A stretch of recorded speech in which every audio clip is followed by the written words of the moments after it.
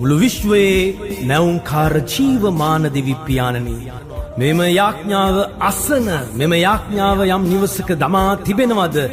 ඔවුන් ඇය සිටින ස්ථානය තුළ ශුද්ධාත්මෙනි ඔබගේ බලය, ඔබගේ තේජස නිදහස් කළ මැනව. මේ දරුවන්ගේ ජීවිතවලට විරුද්ධව ක්‍රියාත්මක වෙන සියලුම සතුරු බලවේග, සතුරගේ සියලුම සැලසුම් මේ දරුවන්ව ලැජ්ජාවට පත් කරන්න, මේ දරුවන්ගේ බලාපොරොත්තු නැති කරන්න යම් කිසි සතුරු බලවේගයන්, ඒ වගේම මිනිස් බලවේගයන්, අන්ධකාර ක්‍රියාවන් මේ දරුවන්ගේ ජීවිතේ ක්‍රියාත්මක කිරීමට සැලසුම් යොදනවද? ඒ හැම සැලසුමකින් මේ අසන දරුවන්ගේ ජීවිතයන් දැන් ජයග්‍රහණයන් බවට නිදහස් වෙන්න යනවා. අපි යාඥා කරනවා, අබ්බා පියාණනි, මහෞතම දෙවියන් වහන්සේ, මේ අසන්නා වූ දරුවන්ගේ ජීවිතවලට ඔබගේ ආලෝකය, ඔබගේ සමාදානය නිදහස් කළ මැනව.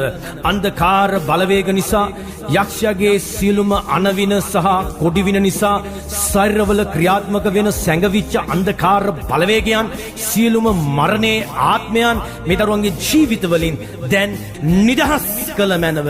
මේ දරුවන්ගේ ජීවිතවලින් ශුද්ධාත්මයන් වහන්සේගේ බලය ආලේප අපි නිදහස් වන පිණිසත්, සියලු අන්ධකාර බලවේගයන් මේ දරුවන්ගේ ජීවිතවලින් පහ වෙන පිණිසත්, දුර වෙන පිණිසත් නාසරිය යේසුස් ක්‍රිස්තුස් වහන්සේගේ නාමයෙන් අපි යාඥා කරනවා. අද දවසේදී මේ දරුවන්ගේ ජීවිතවලට ඔබගේ ප්‍රඥාව, ඔබ වහන්සේගේ බලය, ඔබ වහන්සේගේ සමාදානය, ප්‍රඥාව නිදහස් කළ මැනව. දුක, වේදනා, ගාවිනා, ගැටලු, රෝග, ප්‍රශ්න මැද්දේ ජීවත් වෙන සියලු දරුවන්ගේ ජීවිත ඔබ වහන්සේ නිදහස් කළමින් සුව කළ මැනව. මේ ලැබෙන ගෞරවය, මේ ලැබෙන මහිමය අපි ඔබ වහන්සේටම පුද කරනවා.